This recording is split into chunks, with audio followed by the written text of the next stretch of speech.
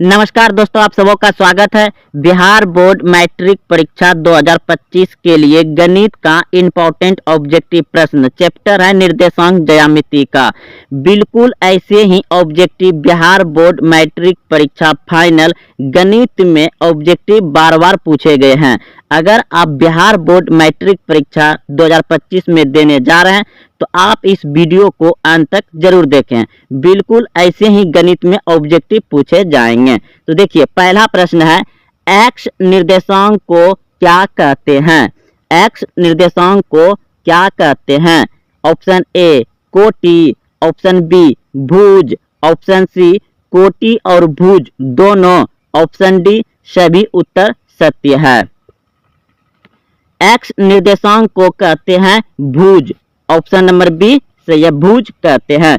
देखिए, निर्देशांक ज्यामिति में आपको इस तरह से प्रश्न मिलता है, जैसे कि मान लिया जाए कि -3,4 है, तो पहले जो होता है x होता है और दूसरा क्या होता है y होता है।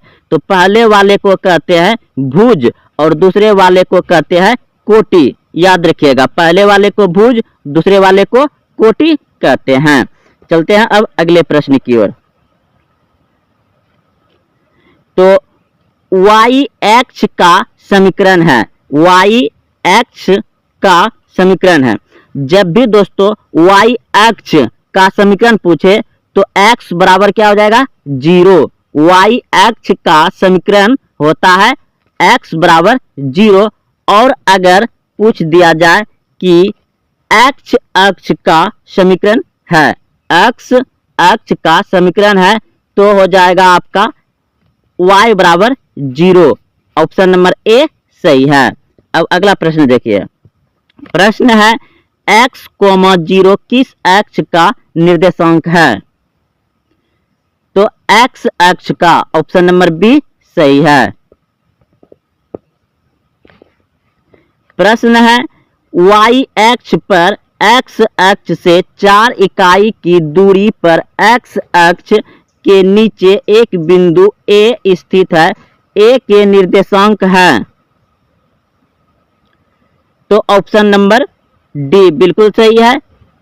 हो जाएगा क्या 0,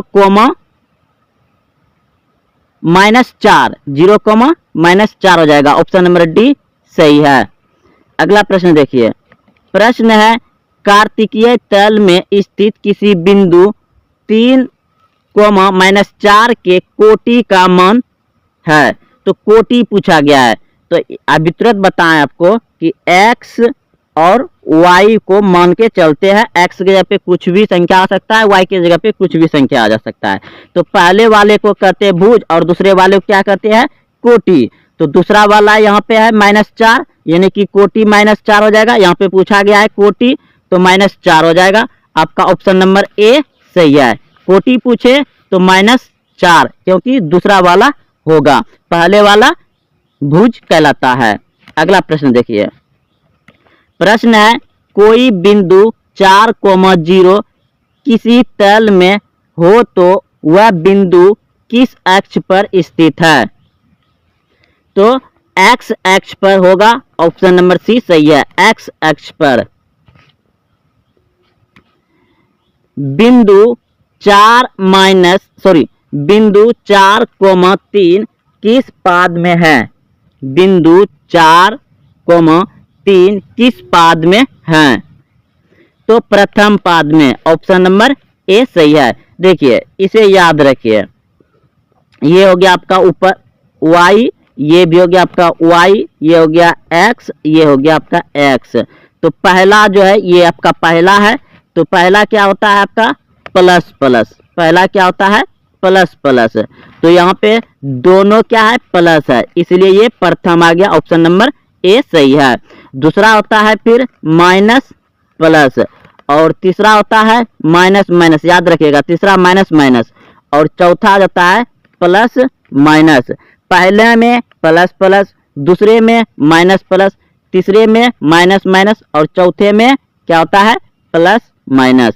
ये याद रखिएगा। इसी में जितने भी पाद पूछे या किस चतुर्थांश में, तो इसी से बनेगा आपका। अब देखिए अगला प्रश्न। प्रश्न है कोई बिंदु 0,6 किसी तल में है तो इस बिंदु की स्थिति किस अक्ष पर होगी? तो y अक्ष पर होगा। ऑप्शन नंबर ए सही है।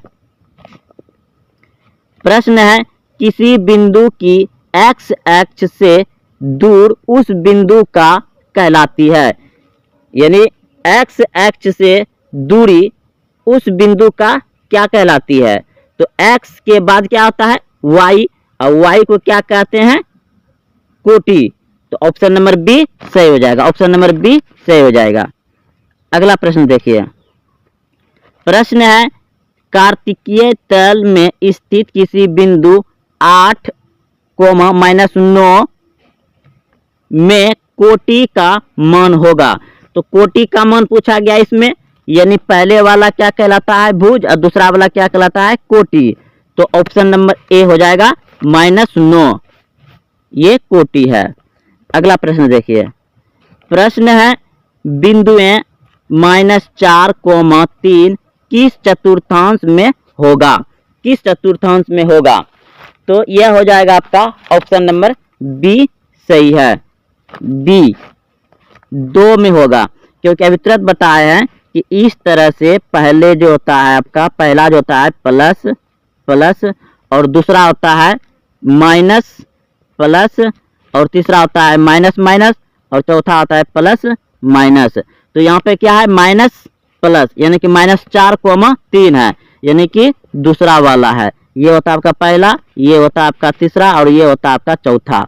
तो देखिए अगला प्रश्न। अब प्रश्न है बिंदु 2√3 -√2 किस पाद में स्थित है? तो यहाँ भी देख रहे हैं आप क्या कि पहले प्लस है फिर माइनस है। तो ये वाला किस में आता है? आपका चतुर्थ में आता है, चतुर्थ में, यानी कि चतुर्थ चौथा पद। ऑप्शन नंबर डी सही हो जाएगा। ऑप्शन नंबर डी सही हो जाएगा। प्लस पहले दिया गया, इसमें प्लस छुपा हुआ है, यह माइनस है, तो प्लस माइनस किस में आता है? चतुर्थ में। ऑप्शन नंबर डी सही है। अगला प्रश्न देखिए। प्रश्न है -4, -6 किस चतुर्थांश में है? तो माइनस माइनस किस में आता है? तृतीय में। माइनस माइनस किस में आता है? तृतीय में। तो ऑप्शन नंबर सी बिल्कुल सही आपका, तृतीय चतुर्थांश में है। ऑप्शन नंबर सी सही हो जाएगा। अगला प्रश्न देखिए। निम्न में से मूल बिंदु के नियमांक कौन है? मूल बिंदु पूछा गया है। तो मूल बिंदु होता है 0, 0। मूल बिंदु होता है 0, 0। तो ऑप्शन नंबर बी सही है। अगला प्रश्न है x बराबर -5 का आलेख कैसी सरल रेखा होगी? x बराबर -5 का आलेख कैसी सरल रेखा होगी? तो y अक्ष के समांतर होगा। y अक्ष के समांतर होगा। x बराबर पूछे तो y, और y बराबर पूछे तो x हो जाए। अगला प्रश्न देखिए। प्रश्न है बिंदु -3, -5 किस पाद में स्थित है? तो माइनस माइनस किस में आता है? तृतीय में आता है। माइनस माइनस तृतीय में आता है, और प्लस प्लस किस में आता है? प्रथम में, और माइनस प्लस किस में आता है? द्वितीय में, और प्लस माइनस आता है चतुर्थ में। तो यहाँ माइनस माइनस है, यानी कि तीसरा हो जाएगा। तीसरा तीसरा ऑप्शन नंबर सी सही है। तृतीय पाद में है, तृतीय पाद में है। ऑप्शन नंबर सी सही है। अगला प्रश्न देखिए। प्रश्न है बिंदु 6 -5 का x नियमांक है। बिंदु 6, -5 का x नियमांक है। तो ऑप्शन नंबर ए बिल्कुल सही है, क्योंकि x होता है पहले वाला, दूसरा होता है y। x नियमांक या x निर्देशांक पहले वाला। तो ऑप्शन नंबर ए बिल्कुल सही हो जाएगा। x नियमांक x है यहाँ पे, तो x पूछा गया तो 6 हो जाएगा पहले वाला। ऑप्शन नंबर ए सही है। बिंदु x, y की दूरी मूल बिंदु से है। तो दोस्तों ये दूरी मूल बिंदु से पूछा गया है, तो ऑप्शन नंबर बी बिल्कुल सही है। x root under x square plus y square, root under x square plus y square. Option number B सही हो जाएगा। प्रश्न है बिंदु 6, -5 का भुज है। तो भुज पूछा गया है, भुज यानी कि पहले वाला भुज दूसरे वाला कोटि, तो क्या हो जाएगा इसका? ऑप्शन नंबर ए बिल्कुल सही है, 6 हो जाएगा, 6। अगला प्रश्न देखिए, प्रश्न है बिंदुएं 3, 2 और -3, 2 दोनों अवस्थित है। तो दोनों अवस्थित है एक्स अक्ष के एक ओर, एक्स अक्ष के एक ओर, ऑप्शन नंबर सी सही है। जब इसका ग्राफ बनाइएगा तो एक्स अक्ष के एक ओर आएगा। प्रश्न है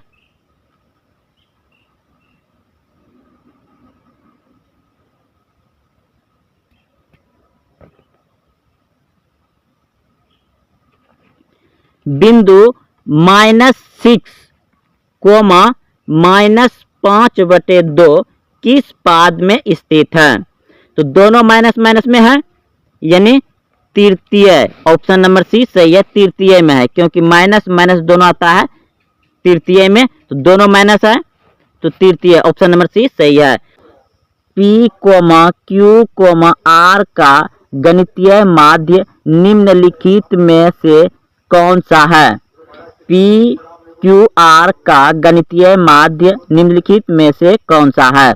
तो माध्य का सूत्र आप सभी जानते होंगे कि कुल आंकड़ों का योग, यानी कुल जितना संख्या दिया गया है सबको ऊपर में क्या करेंगे? जोड़ देंगे, और जितना संख्या है उतना संख्या से भाग दे देंगे। कुल आंकड़ों का योग बटे कुल संख्या होगा।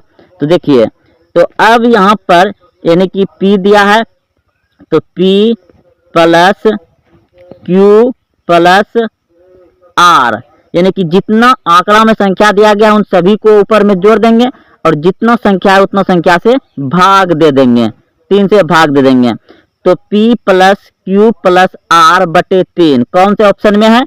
ऑप्शन नंबर आपका डी सही है, ऑप्शन नंबर डी सही है। अगला प्रश्न देखिए,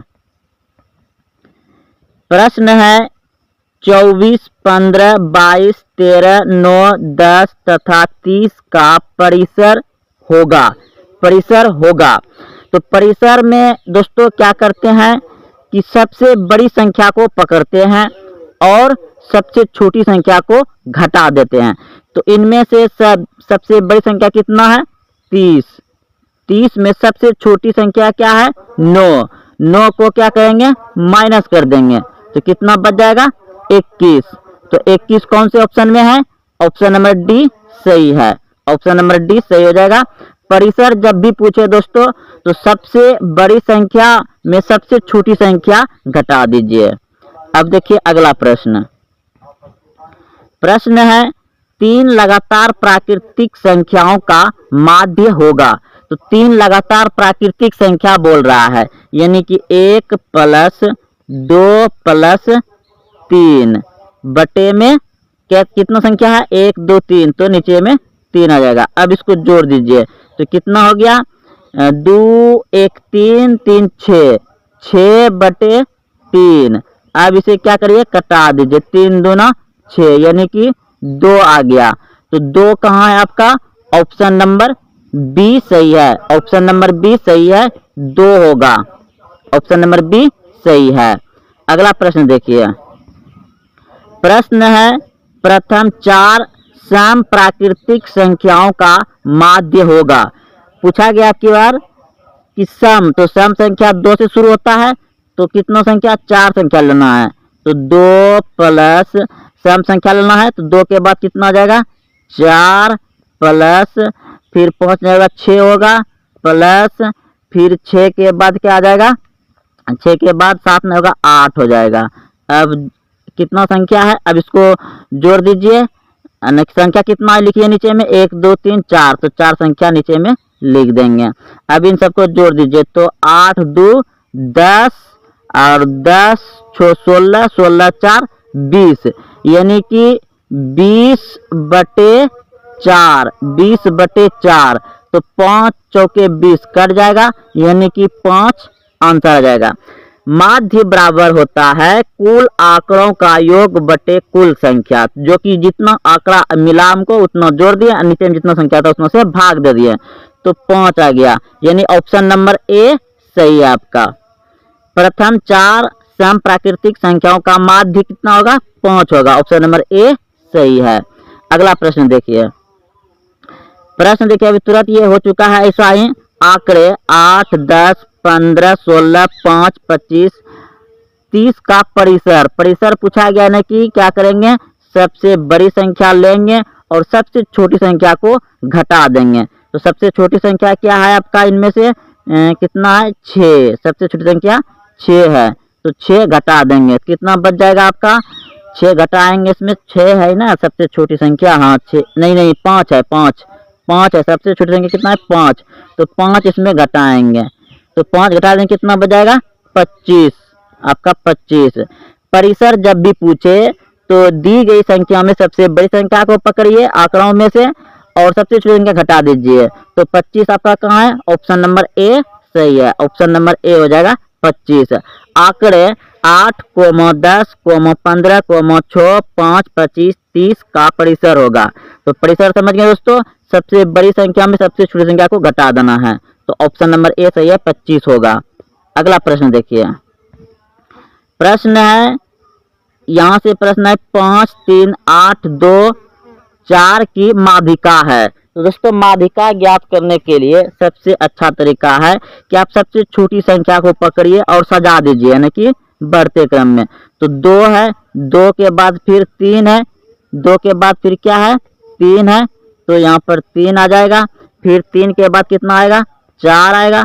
4 के बाद 5, 5, 5, 5 के बाद और कोई संख्या है? हाँ 8 आ जाएगा डायरेक्ट, तो 8 आ गया। यानी कितना संख्या है? 1, 2, 3, 4, 5 संख्या है, तो 5 लिख लिए। 1, 2, 3, 4, 5 संख्या लिख लिए। अब देखिए सजा कर लिख दिया, यानी कि छोटी संख्या से बढ़ते क्रम में लिख दिया सबको। अब एक संख्या इधर से काटेंगे, एक संख्या इधर से काटेंगे, एक संख्या इधर से, एक संख्या इधर से, जो बीच में बच जाएगा वही माध्यिका होगा। तो बीच में कितना बच गया आपका? 4। ये आपका माध्यिका हो गया 4। अगर 2 संख्या मिलता तो दोनों को जोड़ से फिर भाग दे देते हैं 2 से। तो देखिए यहाँ पर हो गया आपका 4। ऑप्शन नंबर बी सही है, माध्यिका 4 होगा इसका। अगला प्रश्न देखिए, फिर वही माध्यिका है 5, 3, 7, 6, 4, 2, 1 की माध्यिका है। तो क्या करेंगे? शुरू से छोटी संख्या पकड़ेंगे और सबको बैठा देंगे बढ़ते क्रम में। तो यहाँ पर 1 लिखाएगा, उसके बाद फिर 2 लिखाएगा, 2 है ये। उसके बाद फिर कितना लिखाएगा? 3 भी है, 3 लिखा जाएगा। 4 है, 4 भी लिखा जाएगा। 5 है, 5 भी लिखा जाएगा। 6 है, 6 भी लिखा जाएगा। 7 है, 7 भी लिखा गया। यानी कि 1, 2, 3, 4, 5, 6, 7 संख्या था। तो यहाँ लगातार 7 संख्या हो गया। अब क्या करेंगे? एक इधर से काटेंगे, एक इधर से काटेंगे, एक इधर से, एक इधर से, एक इधर से, एक इधर से, तो बीच में बच गया फिर आपका 4 है। तो ऑप्शन नंबर सी सही है, 4 हो जाएगा। यानी कि जब भी माध्यिका पूछे तो जो आंकड़ा दिया रहेगा उसको छोटी संख्या से बढ़ते क्रम में बैठा दीजिए और दोनों तरफ से को काट दीजिए, जो बीच में बच जाएगा वही माध्यिका हो जाएगा। अगर 2 को बचेगा तो दोनों को जोड़ के 2 से भाग दीजिएगा, जो आएगा वही आंसर होगा। अगला प्रश्न देखिए, प्रश्न फिर वही है, माध्यिकाएं हैं 2, 6, 5, 4, 3, 1 की माध्यिका होगी। तो शुरू से बैठाइए। पहले क्या आएगा? 1 आएगा, उसके बाद फिर 2 आएगा, फिर 3 भी है, 3 आएगा, 5 है, 5 भी आएगा, 6 है, 6 भी आ जाएगा, और फिर 7 नहीं है। कितना संख्या? 1, 2, 3, 4, 5, 6 संख्या था। चलिए बैठा दिए। तो एक संख्या इधर से, एक संख्या इधर से, एक संख्या इधर से, एक संख्या इधर से, तो बीच में क्या बच गया आपका? 3। तो 3 यानी कि आपका 3 बच गया। 1, 2, 3, 4, 5, 6, ठीक है। 1, 2, 3, 4, 5, और कुछ लगता है छूट रहा था क्या? 1 हो गया, ठीक है। 2 हो गया, 3 हो गया, 4 छूट रहा था, रुकिए फिर से बैठाते हैं। 1, 2, 3, 4, 5, उसके बाद 6। 1, 2, 3, 4, 5, 6 हो गया। 1, 2, 3, 4, 5, 6 हो गया, ठीक है। अब एक इधर से, एक इधर से, एक इधर से, एक इधर से, बच गया आपके बार 2 गो। तो कितना हो जाएगा ये, इसको जोड़ देंगे, यानी कि 4 3 7 हो गया। तो 7 में 2 से भाग दे देंगे, कितना हो जाएगा ये 3.5, 3.5 हो जाएगा 3.5। दो संख्या बचे तो दोनों को आपस में जोड़ के 2 से भाग दे दीजिए। तो 7 में 2 से भाग दीजिएगा तो 3.5। तो ऑप्शन नंबर कितना हो जाएगा आपका, बी, बिल्कुल सही है, बी हो जाएगा, ऑप्शन नंबर बी सही है। अगला प्रश्न देखिए, फिर माध्यिका ही है, 6 4 9 3 5 8 की माध्यिका ज्ञात करिए। तो चलिए बैठाइए। तो सबसे छोटी संख्या पकड़िए, सबसे छोटी संख्या कितना आपका 3, 3 के बाद 4, 4 के बाद क्या आएगा, 5, 5 के बाद क्या आएगा 6, 6 के बाद क्या आएगा 7 नहीं है 8 आ जाएगा। कितना संख्या है 1 2 3 4 5 6 संख्या है, 1 2 3 4 5 हुआ, कोई छूट रहा है, क्या छूट रहा है 9 आ जाएगा आपका, फिर 9 आ जाएगा। ठीक है, अब एक संख्या इधर से, एक संख्या इधर से, एक संख्या इधर से, एक संख्या इधर से, फिर आपका 2 बच गया, यानी कि 2 संख्या आ गया, यानी कि कितना हो जाएगा तब 6 5 जोड़ देंगे, 6 5 11 हो जाएगा। 11 में 2 से भाग दे देंगे, यानी कि 11 में 2 से भाग देंगे तो 5.5, 11 में 2 से भाग दे देंगे तो कितना आ जाएगा 5.5, 5.5 आ जाएगा, ऑप्शन नंबर बी सही है। माध्यिका में छोटी संख्या पकड़ के लगातार बढ़ते क्रम में बैठा देते हैं, दोनों तरफ से काट देते हैं, अगर एक संख्या जो बचता है वही आंसर होता है माध्यिका, अगर 2 बच जाता है तो दोनों संख्या को जोड़ के भाग दे देंगे, जैसे कि यहाँ पर बच गया था। तो ऑप्शन नंबर बी सही है। अगला प्रश्न देखिए, प्रश्न है 3 5 4 3 2 3 1 5 का बहुलक है। तो बहुलक है तो सबसे ज्यादा बार क्या नजर आ रहा है 3, 1 2 3 4 बार 3 है, तो ऑप्शन नंबर डी सही है। जो ज्यादा बार है वही बहुलक होगा। फिर है कितना 2 3 4 3 5 3 1 2 3, तो निम्नलिखित में कौन सा बहुलक होगा, ऑप्शन नंबर ए, इसमें भी 3 ज्यादा आ रहा है 3।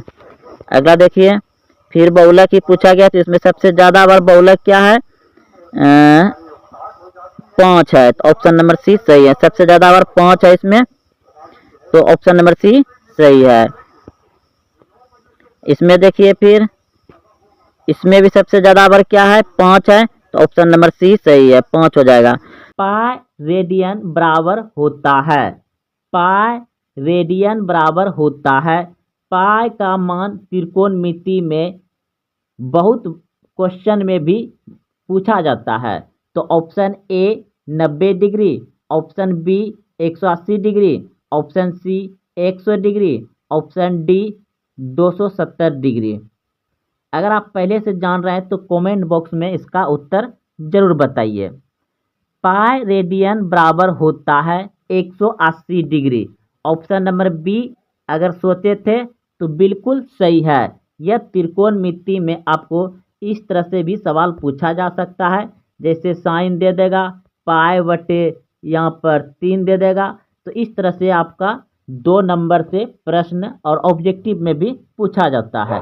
तो पाई का मान होता है 180 डिग्री त्रिकोणमिति में, याद रखिएगा पाई का मान त्रिकोणमिति में 180 डिग्री होता है, ऑप्शन नंबर बी सही है। अगला प्रश्न देखिए, प्रश्न है दिए गए आंकड़े 1,0,5 का माध्य है। तो माध्य बराबर होता है कुल आंकड़ों का योग बटे कुल संख्या। तो कुल आंकड़ा ऊपर में जितना दिया गया है उन सभी को जोड़ देंगे, 1 + 0 + 5, यानी कि आंकड़ों का कुल योग बटे कुल संख्या। तो क्या संख्या है 1 2 3, तो 3 संख्या नीचे लिख देंगे। अब जोड़ दीजिए 0 + 5, तो 5 ही होगा, 5 + 1 6, यानी कि 6 बटे आपका 3 हो जाएगा। तो ये कट जाएगा, 3 दूना 6, तो आपका माध्य हो गया 2। ऑप्शन नंबर कितना आ जाएगा, ऑप्शन नंबर हो जाएगा डी, बिल्कुल सही है, 2 इसका माध्य होगा। अगला प्रश्न देखिए, प्रश्न है किसी वृत्त पर कितनी स्पर्श रेखाएं खींची जा सकती है। किसी वृत्त पर कितनी स्पर्श रेखाएं खींची जा सकती है? Option A 1, option B 2, option C अनेक, ऑप्शन डी इनमें से कोई नहीं। तो देखिए एक वृत्त ले रहे हैं, यह एक वृत्त ले लिए और अब इस पे देखते हैं कितने स्पर्श रेखाएं खींची जा सकती है। तो ये रहा एक स्पर्श रेखा खींच दिए इस तरह से, और फिर इधर से भी एक स्पर्श रेखा खींच दिए, फिर इधर से भी एक स्पर्श रेखा खींच दिए। थोड़ा अंदर चल गया लेकिन स्पर्श रेखाएं समझिएगा, जैसे लिखे उधर किए हैं, ये भी हो गया, फिर इधर से भी कर सकते हैं, यानी कि अनंत होगा, बहुत सारा खींच सकते हैं, ऐसे ऐसे अनेक हो जाएगा। ऑप्शन नंबर सी सही है, अनेक रेखा खींची जा सकती है। अगर यहीं पर क्वेश्चन में थोड़ा चेंजिंग कर देता कि किसी वृत्त पर एक बिंदु, किसी वृत्त पर एक बिंदु से कितनी स्पर्श रेखा खींची जा सकती है, तो उसमें होगा सिर्फ 2। एक बिंदु से, जैसे देखिए एक बिंदु यहाँ से है, तो इस बिंदु से कितनी स्पर्श रेखा खींची जा सकती है?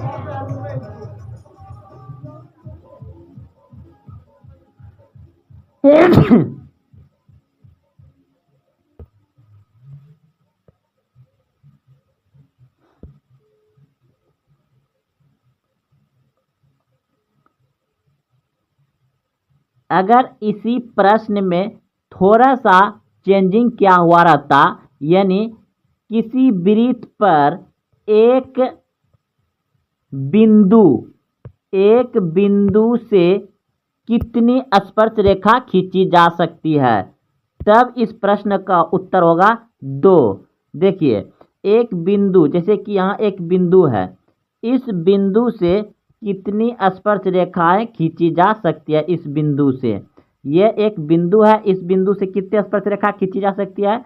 तो याद रखिए 2 ही खींचा जाएगा स्पर्श रेखा, एक इधर से हो गया और एक इधर से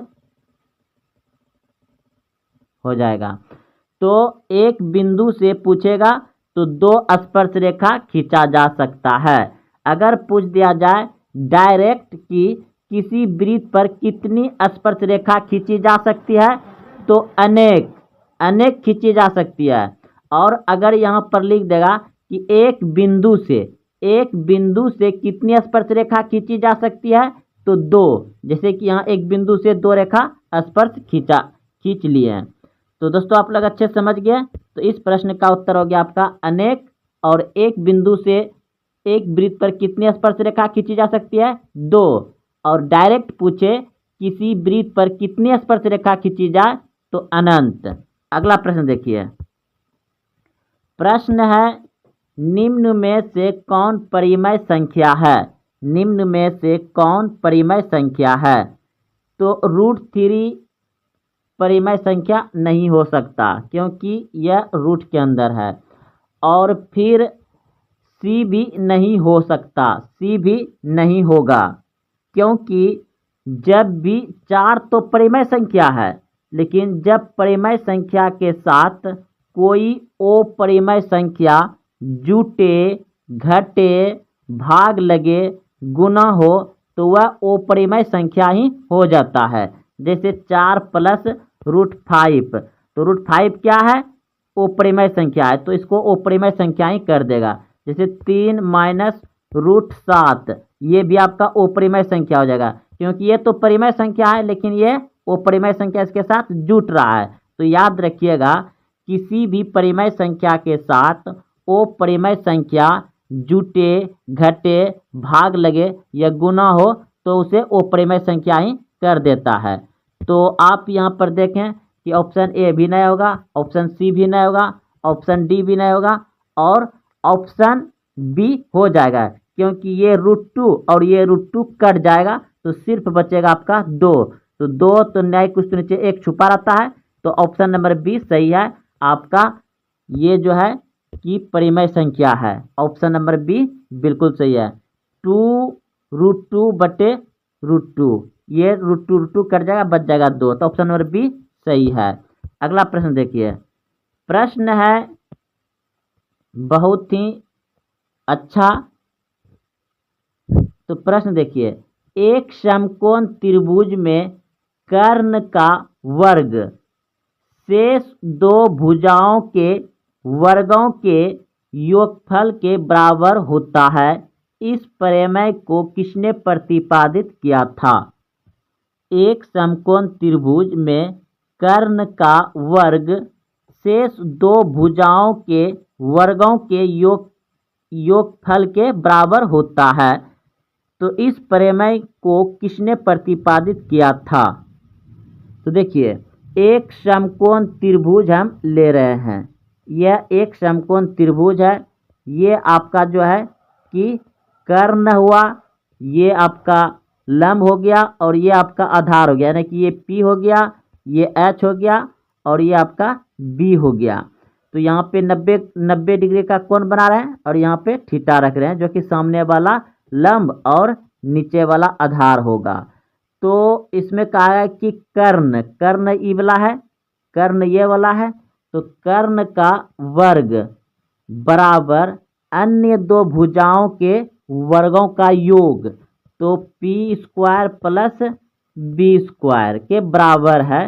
तो इसका सिद्धांत दिया था पाइथागोरस ने, पाइथागोरस प्रमेय ने, पाइथागोरस ने। ऑप्शन नंबर सी सही है। अगला प्रश्न देखिए, एक घात वाले बहुपद कहलाता है।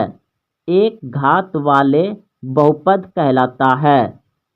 तो एक घात वाला बहुपद कहलाता है रैखिक बहुपद। क्या कहलाता है? रैखिक बहुपद कहलाता है। ऑप्शन नंबर सी सही है, रैखिक बहुपद। अगला प्रश्न है इसी में, त्रिघात बहुपद का व्याकाप रूप है। तो त्रिघात बहुपद का व्याकाप रूप है। देखिए, अगर जिस प्रश्न में शुरू में जो इस मतलब पावर रहेगा तो इसे द्विघात बहुपद कहेंगे। ठीक, जितना भी घात रहेगा उतना कहा जाता है, लेकिन उसमें उतना पद भी रहना चाहिए। तो इस प्रश्न का जो उत्तर होगा आपका, तो ऑप्शन नंबर बी बिल्कुल सही है। त्रिघात बहुपद का व्याकाप रूप है ax³ plus bx² plus cx plus d। Option number B सही हो जाएगा। अगला प्रश्न देखिए, यह प्रश्न आपको थोड़ा दिखाई दे रहा है और लग रहा है कि भारी है, लेकिन बिल्कुल यह प्रश्न भारी नहीं है। जब भी इस तरह का प्रश्न आए जिसका कि आपको डिग्री का मान्य याद नहीं है और इस तरह से प्रश्न बना हो, तो इन दोनों को आपस में जोड़ दीजिए। इन दोनों को आपस में जोड़ेंगे तो कितना हो जाएगा? देखिए, 38 प्लस 52 यानी कि 90 डिग्री हो जाएगा। जब इन दोनों को आपस में जोड़ने पर 90 डिग्री हो जाता है तो समझिए उसका मान कितना होता है? एक मान होता है। और आपको 2 पहले से है, 2 पहले से है तो ये गुना हो जाएगा, यानी कि ये कितना हो जाएगा आपका? तब 2 हो जाएगा, 2। ऑप्शन नंबर जो है कि सी बिल्कुल सही है, 2 होगा। अगला प्रश्न देखिए, प्रश्न है 2 या 2 से अधिक अभाज्य संख्याओं का मोसो होता है। 2 या 2 से अधिक अभाज्य संख्याओं का मोसो होता है। तो एक ऑप्शन नंबर ए सही है, 1 होता है। किसी एपी के क्रमागत पदों के अंतर को कहते हैं। किसी एपी के क्रमागत पदों के अंतर को कहते हैं। देखिए, एपी क्या होता है? एपी जैसे कि 1 हो गया, 2 हो गया, 3 हो गया, 4 हो गया, 5 हो गया, ऐसे डॉट डॉट डॉट डॉट चलते रहिए। तो इसके बीच में जो अंतर है, 1 का अंतर है, इसके बीच में भी 1 का अंतर है, इसके बीच में भी 1 का अंतर है, इसके बीच में भी 1 का अंतर है, ऐसे ऐसे जाते रहेगा। तो यह एक एपी है। अगर समान अंतर एक दूसरे के बीच में आ रहा है तो समझिए एपी है। जैसे और कुछ ले लेते हैं, जैसे कि 2, 4, 6, 8, 10 डॉट डॉट डॉट इस तरह से। तो इन दोनों के बीच में कितना अंतर है? 2 का अंतर है। इसके बीच में भी 2 का अंतर है। इसके बीच में भी 2 का अंतर है। इसके बीच में भी 2 का अंतर है। तो इसको एपी में कहा जाता है सार्व अंतर या पद्मांतर, यानी कि ऑप्शन बी और सी दोनों सही होगा। ऑप्शन नंबर डी सही है, दोनों। अगर आपको ऑप्शन में सिर्फ सार्व अंतर रहेगा तो सार्व अंतर लगाइएगा, अगर पद्मांतर होगा तो ये भी लगा सकते हैं। तो ऑप्शन नंबर डी सही हो जाएगा। अगला प्रश्न देखिए, सभी सार्वसम आकृतियां होती है, सभी सार्वसम आकृतियां होती है समरूप। ऑप्शन नंबर सी सही है, समरूप होता है। अगला प्रश्न देखिए, प्रश्न है √3/√12 एक संख्या है, तो यह हो जाएगा परिमेय संख्या। ऑप्शन नंबर ए सही है, क्योंकि √3/√12 है तो ये कट जाएगा 4 बार में, 3 चौके 12, यानी रूट अंडर जो होगा 4 होगा। जब रूट अंडर 4 होगा तो 2 बाहर हो जाएगा, यानी कि 1/2 होगा। तो ये क्या है? परिमेय संख्या है, क्योंकि ये कट जाएगा 4 बार में तो रूट अंडर 4 आएगा। जब रूट अंडर 4 आएगा तो 2 बाहर आ जाएगा। तो ऑप्शन नंबर ए सही हो जाएगा। अगला प्रश्न देखिए, रैखिक समीकरण का आलेख होता है, रैखिक समीकरण का आलेख होता है सरल रेखा में। ऑप्शन नंबर बी सही है, सरल रेखा में होता है। अगला प्रश्न देखिए, वृत्त का क्षेत्रफल बराबर है, वृत्त का क्षेत्रफल होता है पाई r²। ऑप्शन नंबर बी सही है, पाई r² होगा।